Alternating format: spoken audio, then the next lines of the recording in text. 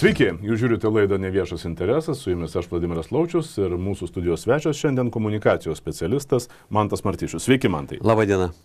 Šiandien pakalbėsime apie tokius dalykus kaip tiesa ir netiesa, kaip nuomonių įvairovė, kaip persekiojimas už kitokią nuomonę arba karas su tais, kurie mąsto kitaip su kitaminčiais. Bet pradėkime galbūt nuo socialinių tinklų įtakos, nes tai, ką mes kalbėsim, bus šiek tiek susijęs su tai jau platesnio masto socialinių tinklų įtaka. Ir nuo aktualijos Prancūzija nusprendė kovoti su ta socialinių tinklų daroma žalinga įtaka jaunimui ir dabar įsigalėję sprendimai, kurie apriboja paauglių galimybę prieiti prie tų socialinių tinklų, naudotis netgi mobiliaisiais telefonais, mokyklos ir panašiai. Gal galite plačiau šiek tiek papasakoti, kas tai per pastanga, kur link jį nukreipta ir galbūt mes turėtume mokytis iš prancūzų ir eiti tuo keliu? Aš sakyčiau, čia yra kaip nauja tendencija, kuri įsivyro pastaruoju metu pasaulyje, nes čia yra Australija jau įsivedusi tokius ribojimus, yra kitos šalis, kurios galvoja arba turi tą daryti. Galiausiai pati Europos komisija kalba, kad per e-walletą jie ten turėtų surasti tam tikras autentifikavimo sistemas, kad nepilnamečiai negalėtų lengvai įeiti tos socialinius tinklus. Nes kur yra didžiausia problema ir kur, ką ir prancūzai ir visi pamatė, ir daugybė tyrimų, ir negi Amerikos teismų sprendimų parodo paprastas dalykas. Jeigu jūs praleidžiat labai daug laiko socialiniuose tinkluose, tai yra žala jūsų mąstymui, jūsų suvokimui, jūsų psichologiniai būsenai. Tai dabar mes dėl to turbūt nebesiginčysim. Antras dalykas, ką mes pamatėm, tai irgi labai svarbus ir tas prancūzų sprendimas, kad visi tie socialiniai tinklai, patys pagrindiniai ir didžiausiai, jie yra už jūrų marių. Jų Europos, ne tik, kad ne Lietuva, bet jie netgi Europoje jų nieks čia nevaldo. Mes galim tam pasakyti. Amerika, Kinija, taip? Amerika, Kinija, galima, jeigu priimti telegramą, tai Jungtiniai Arabų Emiratai. Dar priimsim. Bet nieko nėra savo. Ir automatiškai kyla klausimas labai paprastas. Mes atiduodam savo informacinę erdvę, socialiniai tinklai užima mūsų didžiąją dalį, išsiurbia pinigus iš Europos, reklamos pavidalų ir taip toliau. Vaikus padaro tam tikrus pažeidžiamus, iškreipia jūsų pasaulio suvokimą ir mes turime kažką daryti. Ir aišku, tas, kas dabar yra priimta Prancūzijoje, tai yra ne iš gero gyvenimo, nes kitų priemonių nėra. Ir kad būna labai dažnai sakoma, kad jeigu jūs kažką draudžiat, kažką leiskite, sukurkite panašiai. Tai dėja, jau, kaip sakoma, traukinys nuvažiavo, nes tie socialiniai tinklai yra, kaip anglai sako, too big to fail, jie yra per daug dideli ir pasiūlyti alternatyvos jau nėra taip paprastai. Lieka tada tam tikrai ribojami.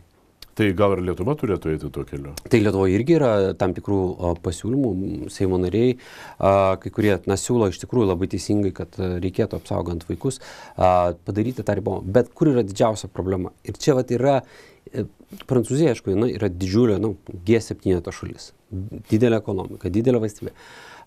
Turbūt su ją tie socialiniai tinklai skaitytųsi. Pavyzdžiui, tokios šalis kaip Lietuva, ten mažos panašiai, jas, socialiniai tinklai sakys, jūs galite priimti kokį norite įstatymą, bet kaip jūs jį įgyvendinsit, kaip jūs priversite socialinius tinklus, kad, būtų įvesta kažkokia sudėtingesnė autentifikavimo sistema, ten nuskaitomas biometriniai duomenys, jūs neįvesti. Aišku, tam reikia Europos komisijos sprendimą. Mes po truputį judėsime galbūt prie Europos komisijos to sprendimo ir bus bendras paneuropinis, nes patys mes dėja, kaip sakoma, mes galime norėti, bet mūsų norai prasilenkia su mūsų galimybėmis. Ne tik įtaka jaunimui, augančiai kartai, bet ir priešiškų valstybių propaganda yra viena tų sričių, kur socialiniais tinklais yra efektyviai naudojamas ir neseni pavyzdžiai, tai liudija Europos valstybėse vyksta rinkimai, Rusija tose rinkimuose aktyviai dalyvauja per TikToką ir padaro didelį poveikį rinkimų rezultatams. Taigi yra ir grėsmė nacionaliniam saugumui, ne tik grėsmė jaunimo psichiniai sveikatai ir pažiūrų formavimuisi. Šitoj situacijai nereikėtų pagalvoti apie galbūt drastiškesnius sprendimus, tokius kaip totalus draudimas, kad ir to paties TikToko. Kodėl ne? Labai geras sprendimas. Ir čia labai geras būtų sprendimas ir labai geras būtų pradėti diskusiją. Nebūtinai čia ir dabar išjungti TikToką, bet pradėti kalbėti. Prisiminkime labai paprastą dalyką. Čia toksai dabar truputėlį gal žiūrovams bus nežinoma. Mes atsimame, kad atėjo Donaldas Trumpas į Baltuosius rūmus, grįžo ir jisai pasakė, TikTokas turi būti parduotas. Ir buvo kalbama, kad jisai būtų parduotas ir galiausiai buvo parduotas Amerikos dalyje TikTokas su tam tikru algoritmu. Mes turime užduoti klausimą, kokia buvo pagrindinė mintis, kodėl amerikiečiai sakė, kad mūsų rinkoje negali veikti, valstybės konkurento didžiulio medija priemonė, kuri gali ką daryti. Formuoti naratyvą, gali skleisti dezinformaciją, gali imti duomenis, plus priimkime dabar, kas yra. Dirbtinis intelektas paima. Kaip sakyt, galima padaryti apie tai, ką Hararis yra kažkada pasakęs, kad jeigu paimsime dirbtinį intelektą, dirbtinis intelektas apie kiekvieną iš mūsų sužinos greičiau, negu mes suprasime, kad jau mes esame tokie, kažkokias turim preferencijas panašiai. Jie tai dėl saugumo jie priėmė tokį sprendimą. Čia atsiranda Europos klausimas, ar Europa priims tokį sprendimą. Ir čia, aišku, vėlgi, jeigu mes uždrausti TikToką, reikėtų uždrausti TikToką. Kas bus nelaimingas, kai uždrausim TikToką? Kinija. Taip. Jeigu Kinija bus nelaiminga, jinai bandys kažko atsakyti. Neleis gal vokiečių kažkokių pramonės produkcijos patekti į rinką. Tada vokiečių pramonininkai nelaimingi ir tada mes, gaunasi... Ir norim kažką padaryti, ir negalim padaryti, ir tokioje pasimetimo dalyje. Bet būtent apie tai, kad, pavyzdžiui, seniau visa logika buvo labai prasta. Buvo televizija buvo rodoma iš principo, jos aprėptis sutapdavo su valstybėmis siemomis ir tu turėjai savo informacinę. Atsiradus socialiniams tinklams, atsiradus internetam, tas barjeras buvo nuimtas, buvo galvojama, kad tai sudemokratins visą pasaulį. Truputėlį išėjo priešingai, kad kurie autoritariniai režimai pajungia tos mechanizmus skleisti savo dezinformaciją ir propagandai. Ir jeigu būtų aiškus argumentas, kad sprendimas dėl TikToko, galbūt ne tik TikToko uždraudimų yra ne ekonominis, ne valstybės kišimasis į laisvą rinką, ne mėginimas sukurti verslui kažkokias išskirtinės sąlygas, ką Kinija beje daro savo verslo atžvilgiu ir subsidijuoja gamintojus, kurie toliau konkuruoja Europos rinkoje ir nukonkuruoja vietos gamintojus, bet kažkol Kinijai tai galima daryti, Europai ne.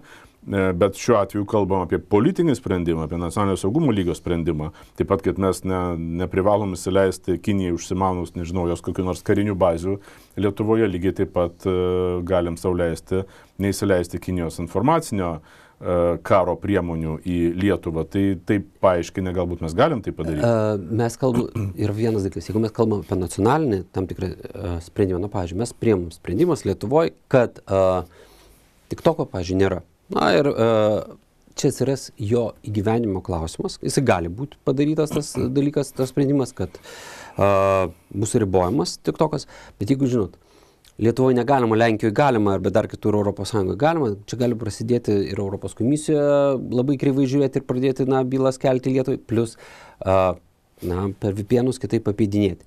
Mes turėtume tada kalbėti galbūt paneuropinį sprendimą. Galbūt neįgi siūlyti, kitais metais Lietuva pirmininkauja ir sakyti, kad tai nėra tik tai vien laisvo žodžio klausimas, bet tai yra ir nacionalinio saugumo klausimas. Bet per VPN vis tiek bus galima apeidinėti, net jeigu tai bus paneuropinis sprendimas. Yra, pavyzdžiui, Prancūzijoje yra ir VPN-o tos pavadinimų tikėjus galima įpareigoti, kad nebūtų apeidinimo. Bet čia problema kita dalis yra, kad tai, kaip mes suvokiame saugumą, pavyzdžiui, kokie nors Ispanijoje gali būti visiškai priešingai suvokiamas tas saugumo dalis. Ir jie sakytų, ne, viskas tam tikrais klausimas galim starti, bet jau TikToko tai jau nelieskite, nes čia mūsų prekyba su Kinija, mes vaisiais, panašiai mes nenorim. Tai to dalyko nėra taip paprasta padaryti, bet turbūt, kad daryti tą reikia ir iškelti tą diskusiją, ką mes kalbėjom. Nes pats duriausias dalykas yra tai, kad mes matome problemą, kaip sakau, name stogas oro, bet ne tik, kad mes jo neremontuojam. Gerai, neremontuojam dar, bet mes apie tai net nekalbam, nes, kaip čia dabar pradės kalbėti. Tai, aišku, yra problema, tai gal pradėkime pradžiai kalbėti ne tik tai čia, Lietuvoje, bet ir, europinių lygmenių. Bet jeigu mes iš anksto žinosim, kad sprendimo nėra, nes jeigu mes vieni tai padarysim, tai mūsų nubaus pati Europos komisija, jeigu mes ne vieni tai darysim, o visi kartu irgi nepavyks, nes kažkas prieštaraus ar vetuos, galima sakyti, tą sprendimą, tai išeities nėra ir tai ką, kam kalbėti tada, jeigu nieko negalim padaryti? Ne, tai kada mes kalbame, žinot, jeigu mes įsivaizduojam, galim padaryti per mėnesio eigoje, tai prasme, kad nuo idėjos iki gyvenimo praeina mėnesį, tada tik tai darom. Tai daugumus dalykų taip nevyksta, reikia laiko, reikia tam tikrą, kaip sakyti, palenkti nuomonės, ją suformuoti, išgryninti tuos argumentus. Nėra taip paprasta. Aš priminsiu labai paprastą Rusijos-Ukrainos karą. Ilgą laiką Lietuva kalbėdavo, kad Rusija kelia grėsmę ne tik tai Lietuvai, bet ir visai Europai. Ne visą laiką buvo įsiklausoma. Buvo Europos problemos, buvo Lietuvos problemos, buvo daugybė dalykų. Bet po truputį, kartu ir su Rusijos pagalba, su to karo, kuris, pasirodė, kad tam tikri argumentai mūsų buvo teisūs ir mes galim padaryti. Tai aš noriu pasakyti, kai kurios kelionės yra ilgos, jos prasideda nuo pirmo žingsnio, ir reikia tą daryti. Ir tai nereiškia, kad jeigu ilga kelionė, nereikia keliauti. Reikia, tik tai supras, kad tai gali užtrukti. Bet ko gero logika yra įmanoma, vis dėlto yra ir išimčių, jeigu tai galima išimtimis vadinti, kai nepaisant Šengeno erdvės, tie patys Lenkai dabar prie Lietuvos sienos tikrina transportą ir susidaro didžiulės eilės, bet Lenkai nusprendė, tai yra suvereni valstybė, jie tai daro. Mes lygiai taip pat galim naudotis turbūt savo suvereniomis teisėmis, turint omenyje, kad informacija tampa ginklu, kuris gali keliauti per sienas, sienos egzistuoja. Ir tai, ką mes turim santykį su Kinija, kuriai tas TikTokas priklauso, tai ir išorinės ES sienos, galima ir taip traktuoti. Kodėl mums tiesiog, taip pat kaip mes kažkada įgyvendinom tą atstumimo, išstumimo principą, kaip plūdo nelegalūs migrantai, kodėl mes negalėtume lygiai taip pat atstumti tą informaciją, kuri kelia grėsmę Lietuvos nacionaliniam saugumui. Aš manau, kad mes turbūt galėtume pabandyti tą daryti dėl, pavyzdžiui, Lenkijos. Ta prasme, ten yra Šengeno sutartyje, yra tokios numatytos galimybės, tai ką Lenkai daro, nėra neteisėta. Tai yra teisėta, nėra taip pat. O šiuo atveju būtų neteisėta. O va čia klausimas dėl teisėtumo. Va čia būtų klausimas, bet iš tikrųjų pati diskusija, logika yra, nes, jeigu mes kalbame apie dezinformaciją ir TikToką, aš priminsiu labai paprastą dalyką. 2020, man atrodo, 2005 metais vyko Rumunijos prezidento rinkimai ir kurios teko naikinti. Ir kur tai atsitiko, kas pasirodė? Pasirodė, kad absoliuti dauguma Rumunijos gyventojų yra paraleliai informacinėje erdvėje, tai yra socialiniuose tinkluose ir TikTok'e. Jie gaudavo visai kitą informaciją ir virė visai kitose sultyse. Tada įvyko tie rinkimai, buvo pažeisti rinkiminiai statymai, rinkimų finansavimo ir taip toliau, ir jiems teko naikinti rinkimus ir iš naujo juos organizuoti. Ir tai buvo padaryta naudojantis platformą, kurios Rumunijos valdžia nei kontroliuoja, nei panašiai. Mes kitais metais turime irgi savivaldos rinkimus. Galbūt ne tas pats lygis, čia ne prezidento rinkimai, ne Seimo rinkimai, bet grėsmės tai jos yra realios ir kylančios. Ir aišku, reikia apie tai pradėti galvoti ir diskutuoti. Jo labiau, kad aš noriu pasakyti, tai kad ne mes vieni esam čia tokie labai protingi ir suprantami TikToko grėsmę, o visi kiti nieko nesupranta. Supranta ir Lenkai tie patys, ir kitos Baltijos valstybės, netgi šiaurės šalis. Jie supranta, kad nėra taip viskas čia gerai ir apie tą reikia priimti tam tikrus sprendimus. Yra, kaip sakyti, yra įvairių sprendimų. Amerikiečiai priima tą tokio sprendimą. Parduodat, reiškia, susitarsim dėl kainos, parduodat su visų, reiškia, algoritmų ir mes tada valdysim. Galbūt ir Europa galėtų galvoti apie kažkoks fondas nupirkti. Galbūt draudimas būtų. Galiausiai, jeigu, kaip sakyti, nieko nėra, o problemos vis tik tai gilėja ir mes smingame tą smėlį, tai gal ir nacionalinis draudimas uždrausti. O po to pažiūrėsim, kaip jau teisėta ar neteisėta ir ką Europos teisingumo teismas pasakys. Šiokių tokių problemų kelia ne tik TikTokas, bet ir kiti socialiniai tinklai. Pakalbėsime dar apie Facebooką ir apie tai, kaip jame liktai formuojasi tokia kultūra, skatinanti kitą mintį persekioti, kitą mintį iškeikti, kitą mintį beveik sunaikinti. Bet prieš perėdami prie to norime savo žiūrovams priminti, kad jeigu jums įdomu, spauskite patiktuką ir jeigu jūs norite žiūrėti laidą Neviešas interesas ateityje, planuojate tai daryti reguliariai, žinoma, skatinu prenumeruoti laidą. Taigi, man tai antras dalykas, Facebookas ir tas karas tarp kitaminčių. Mes dažnai kalbam apie informacinius karus, bet dažniausiai tokiais atvejais turime galvoje kažkokį nacionalinį priešą, valstybės lygio priešą, kuris su mumis bando kariauti, mes turim kažkaip atsakyti, bet juk informacinių karų dalis yra ir tas baisus, tas erzelis, kuris kyla soctinkluose, anksčiau kildavo, kai dar jų nebuvo, kai nebuvo tokie populiarūs interneto puslapių anoniminėse komentaruose, bet jie būdavo dažniausiai anoniminiai. Dabar jau tas visas purvos rautas pateikiamas net ir su autorystėmis ir tai tampa norma. Ir norma yra žeminti žmogų tuose tekstuose, norma yra sakyti, kad jeigu jis mąsto kitaip, jis yra kvailys, jis yra priešas, jis yra vatnikas, greičiausiai dirba dar kažkino tai kitos šalies interesam ir panašiai ir panašiai. Šitas aršumas, šita agresija, kuri tik stiprėja per pastarį dešimtmetį, turbūt, mažai kas pasakys, kad atvirkštinė tendencija, turbūt stiprėja šitas agresyvumas. Kaip pats tai paaiškintumėt ir kur tai veda iš esmės? Gerai, labai geras klausimas. Pirmas dalykas apie normą. Iš tikrųjų, medijos, pavyzdžiui, mes imkime 30 metų atgal, tai kas nustatė, kaip viešoje erdvėje medijose reikia elgtis? Nu, tai nustatė televizija, radija, laikraščiai ir taip toliau. Ten buvo redaktorių atsakomybė. Būdavo žiūrima, kad subalansuotos nuomonės, jos gali būti priešingos, gali būti kažkas nepatiktų, bet jeigu tai remiamas faktais, tas buvo spausdima. Socialiniai tinklai, reiškia, viską tą panaikino, jeigu tu taip galvoji, tu gali teisę tarsi tą spausdinti ir skleisti. Vienas dalykas. Antras dalykas, ką mes turime suprasti, kuris yra labai svarbus dalykas, čia nieko naujo, kad socialinių tinklų algoritmai padaro tai, kad pačios labiausiai radikaliausios, polarizuojančios, agresyvios nuomonės yra dažniausiai iškeliamos tų algoritmų. Kodėl? Nes tų logika yra labai paprasta. Socialiniai tinklai pardavinėja reklamą. Jie žino, kad į emocijas apeliuoti teiginiai privers auditoriją ilgiau pasilikti, rašyti komentarą, kad ir arba pritariant, ar bet nepritarint, bet tas engagementas bus gerokai didesnis. Tai jų algoritmai iš tą tiesiog užaštrinti tam ir jie nenori patys pakeisti, kad būtų moderuotos nuomonės. Ir tokiu atveju gaunasi asmuo, kuris, pavyzdžiui, yra apžvelgia visas nuomonės, pateikia įvairius faktus ir panašiai. Jis gaunasi, kad toks, kad netinka nei vienai, nei tai stovyklai. Jisai lieka kaip balta varna ir sako, tu mums čia maišai, o reikia būti, kaip sakoma, aistringų karių, kaip, reiškia, tose huebinus ar bet kultūrinė revoliucija, kad, tu turi rėžti propagandinės, lozinės kalbas ir rodyti savo, prie raišumo, prie tam tikros, politinių grupę. Ir kur tas veda? Veda, aišku, prie to, kad visuomenė gali susiskaidyti. Susiskaldžiusi visuomenė, kur yra didžiausia vėlgi problema. Pavyzdžiui, kodėl čia už istorijos propagandos tyrinėjimų tokių dalykas yra labai paprastas dalykas.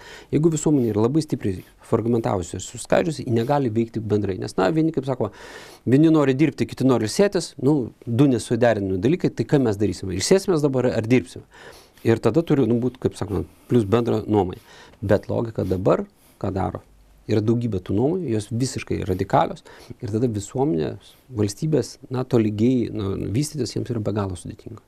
Va čia yra tas didis problema, kad kada priešas, tikėkimės, nepabels, bet jeigu, pavyzdžiui, pabelstų į duris ir tokia susiskaldžiusi visuomenė, ne tik, kad nebus pasiruošusi karo, bet klausimas, kaip yra tokiam kariniam konfliktui, ar bet kokiam konfliktui jį galės atstovėti, nes kaimynas į kaimyną nenori žiūrėti. Tai čia yra didelė ta problema, didelė.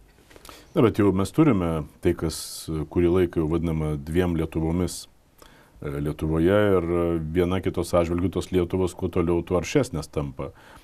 Jau senokai matėme, kaip jau prieš daug laiko prasidėjo įvairios viešos akcijos, kur buvo keikiamas elitas supuvęs, elitas šioks anoks, tai jau girdėjome seniai, Rolando Pakso laikais mes tą prisimenam, bet turbūt dar tais laikais elitas neleisdavo savo su šitokia arogancija, pasipūtimu sakyti apie tą antrą Lietuvą, kad jūs padugnės, jūsų pažiūros yra vatnikiškos, jūs patys esate niekas.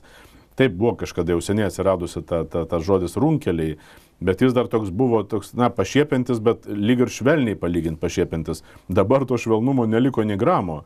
Yra tiesiog to nekenčiamo elito dar didesnė neapykanta masėms, į kurias žiūrima iš aukšto ir kurios traktuojamos netgi turbūt beveik taip pat blogai, kaip traktuojama kokia nors Rusija, kuri yra agresorė. Ką su šituo daryti ir apskritai ar yra išeitis iš šitos situacijos? Juk mes matome polarizacijos reiškinių ir kitur, mes matome Amerikoje yra didžiulė polarizacija visuomenės, tai gal reiktų kelti klausimą apskritai, kur link eina vakarų pasaulis? Čia geras klausimas ir tie yra labai tokia, aš paskaičiau, kaip oras. Pavyzdžiui, dabar Lietuvoje oras toks, koks jis yra, nelabai šilta ir taip toliau. Mes paklausime, o kodėl yra toks oras? Tai jums meteorologai pasakytų dėl to, kad kažkur ten virš vandenynų susiformuoja didžiulės masės, orų atstumia kažkokią orą ir mes turime tokį, kokį turime. Ką tai sako šitas pavyzdys? Sako, kad ne mes pavyzdžiui, tos socialinių tinklų algoritmus, tendencijas. Deja, mes esame priversti labiau prisitaikyti, negu jas formuoti.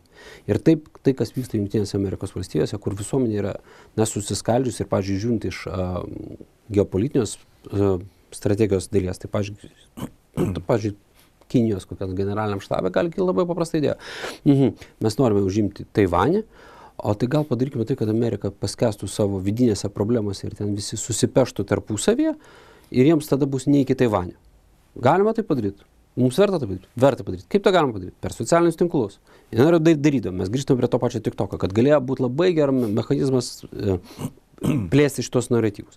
Tai tą reikėtų daryti. Kai mes kalbame apie Lietuvą, taip, mes sakom, Vilniaus elito, ne visai pagarbus požiūris į Lietuvą, bet reikia pasakyti, tango šokamas dviese.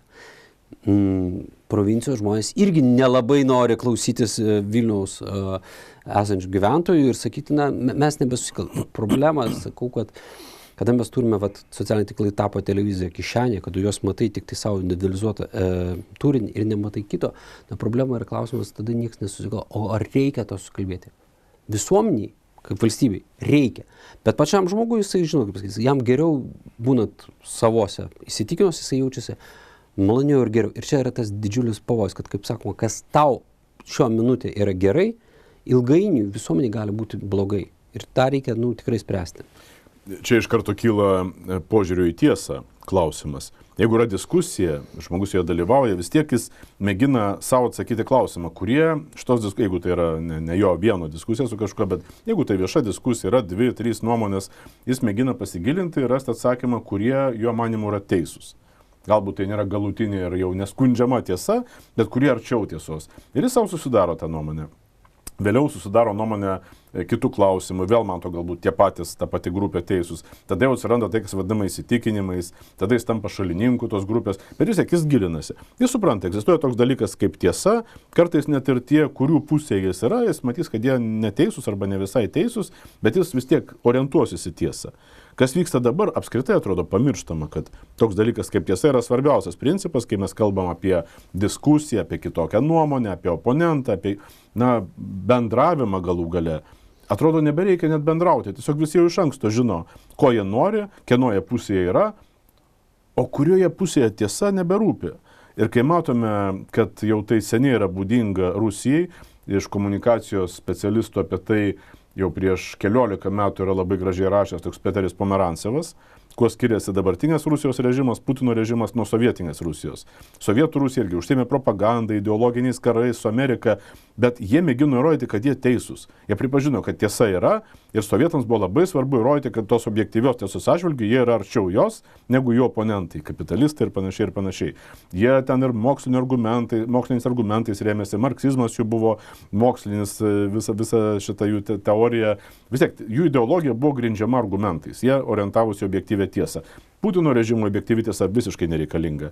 Šneka, ką nori, kada nori, kaip nori, o vakarams tai pateikiama, jūs mokote, kad reikia atsižvelgti visas nuomonės, visoms nuomonėms suteikti vienodas teisės. Tai štai čia mūsų Kremliaus yra nuomonė. Ne nesąmonė, ne melas, o tiesiog kitokia nuomonė. Ir dabar mes tą patį matom Amerikoje, kur Donaldas Trumpas, Jungtinių valstijų prezidentas, tai, ką jis demonstruoja, tai dar ryškesnis tiesos paneigimas, tiesos trypimas tiesiog. Tos kultūros, mąstymo kultūros, diskusijų kultūros, kuri yra paremta objektyvios tiesos egzistavimo pripažinimu, naikinimas. Ir tai daro vakarų politinio, ekonominio, intelektualinio avangardo teisę pelnytai užsitarnavusi kažkada valstybė Amerika ir jos vadovas. Šitą reiškinį, kaip jūs paaiškintumėte ir kokias matytumėte jame galimas grėsmės vakarų pasauliui? Labai teisingai pasakyta, kad Rusija suprato, kad yra žymiai paprasčiau ne savo tiesą įpiršti ir ją paskleisti, bet pasakyti, kad viskas ne taip vienareikšmiška, galima turėti skirtingų nuomonių ir panašiai. Tokiu būdu tu galėjai iš tikrųjų skaldyti auditoriją, gali rasti tam tikrų pritarčių, kas galbūt už tradicinės vertės, kažkas bus už kažkokias kitas idėjas, tu jiems pasakysi, jie tą palaikys. Vienas dalykas. Antras dalykas, kuris irgi yra labai svarbus, mes tą turime suprasti, yra apie pačią tą tiesą. Yra daugybė faktų, daugybė žinių, kurių mes tiesiog negalim sužinoti. Pavyzdžiui, kiek bankai yra tvarūs. Kol neįvyks kažkoks ekonominis sukūrimas, visi mes atrodo, kad tai yra tvarus, o kai įvyksta, pasirodo, kad netvarus. Tai ta tiesa yra visą laiką tokia sudėtinga. Bet aišku, pati didžiausia problema, kad buvo tas suvokimas, kad jinai nėra tokia lengvai aptinkama. Gali būti tam tikri niuansai, bet vis dėlto mes bandom ieškoti kažkokių objektyvių aplinkybių ir objektyvių dalykų. Na, kas dabar atsitiko, būtent čia irgi tų socialinių tinklų pasekoje, kad jeigu tu esi tam tikrai komandai, tai man kitos komandos tiesa man neįdomu, yra tik mano tiesa. Ir dažniausiai ta tiesa nesiremia faktais, bet remiasi emocijomis. Jinai va tokio dalyko. Ir, tai čia iš esmės net netiesa ir net ne nuomonė, o daugiau, kadangi kai emocijos, tai yra net nuotaika. Taip, tai yra mano nuotaika. Ir, vyko pasaulio futbolo čempionatas visai neseniai. Jeigu aš palaikiau, pavyzdžiui, Argentiną, tai man nesvarbu, kad ten faktai rodė, kad Ispanija buvo keliom galvom aukštesnė ir geresnė komanda. Man nesvarbu. Mano nuomonė buvo neteisingas rezultatas ir viskas, kas baigėsi, yra neteisinga. Ir jeigu yra kažkoks politikas ar žmogus, kuris sako, taip ir buvo ir kažkokius bando surasti pseudo faktus, aš jam sakysiu, teisingai, šiam plos ir tą dalyką. Ir aišku, didžiausia problema yra tame, kad didžiausios valstybės, kuri turi didžiulį ekonominį, socialinį, informacinę galią asmuo, jisai keičia nuomonės kelis kartus per dieną ir kada tu jam pasakai, bet palaukit, jūs ką tik taip sakėte, sako, aš sakiau, niekada gyvenime taip nesakiau. Jis sako kažką kitą, tai tada užduoda tam tikrą toną per visus dalykus, kaip sakoma, jeigu galima imperatoriui, didžiausiam, tai kodėl negalima visiems likusiems, plebėjams ir panašiai. Galima visiems tada. Ir mes tada įsivėriam į tokių tiesos reliatyvumo dalyką, kuris yra žalingas. Dalinai jis yra teisingas, nes daugybė yra tiesų. Kokia ekonominė sistema, mokesčių sistema geresnė, kokia ten, pavyzdžiui, kaip kovoti su skurdu būtų geresnis dalykas. Mes galim ginčytis, yra daugybė kelių. Nuomonė. Taip. Bet pati logika, kada tu pasakai, kad viskas yra vienodai ir, reiškia, tai tada gaunasi, kad ir suvalgysim pyragą, ir jį turėsime, ir viskas bus vienodai. Taip nebus. Bet kai dabar tokia būtent pozicija perša, daro ją madingą, daro ją normą, tiesiog verčia ją normą Amerikai, kurią lygiuojasi visas laisvas pasaulis savo prezidento pirmiausia dėka.